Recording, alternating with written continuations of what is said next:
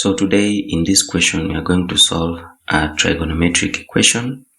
So the question reads, solve for x in tan squared of x minus twice tan of x is equal to 3. So in this equation here, the first thing we need to note that tan squared of x is just like having tan of x squared.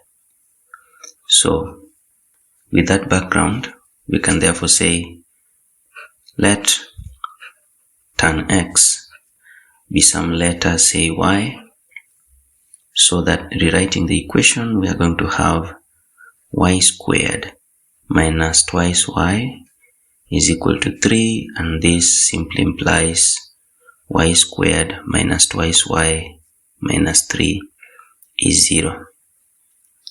So we are going to solve this equation by factor method. So we factorize the left hand side.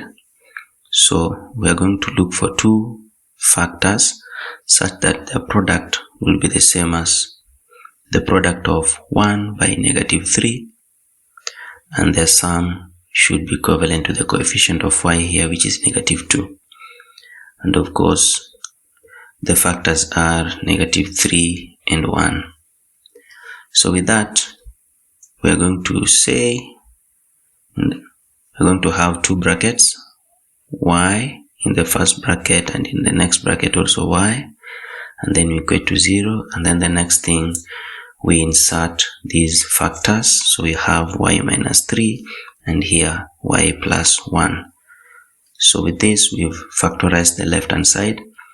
Then y minus 3 is 0 from this equation simply implies that y is 3, and on this other part y plus 1 is equal to 0 implies that y is negative 1.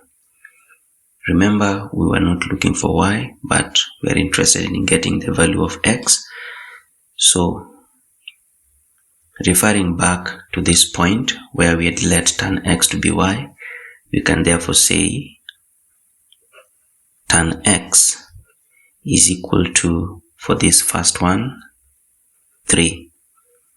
And from here therefore we can get the value of x by simply getting the tangent inverse of 3, and that should give us 71.56 degrees. So remember, for this particular case here, tangent is positive, so we have positive 3 here. And remember, we are supposed to be getting the values of x in the range 0 up to 180 degrees. So our answers should fall within that range. So 71.56 already is a value that satisfies this. So we can check on the unit circle. So all ratios in the first quadrants are positive. So that means that the value of x already lies in this first quadrant, and then in the second quadrant is only sign that is positive, the rest are negative. So that means the value does not lie there. And we cannot go beyond, because in this quadrant and the next quadrant the values are greater than 180. So that means we are going to go by 71.56 alone. So apart from that, we also have the next bit. We are told that tangent of x is equal to negative 1. So assuming the negative, the tan inverse of 1 is 45. So this negative sign, we are going to interpret it in a unit circle, so that the quadrants where tangent is negative are this quadrant here and this quadrant. But remember, we cannot go by this quadrant here because already the values here will be greater than 180. Remember the range that we are given as 0 up to 180. So the values will have to pick from the second quadrant. So the value of x will simply be, from this second quadrant, we simply have 180 minus the acute angle. So the value of x here will be 180 minus the acute angle we have obtained, 45, and that gives us 135.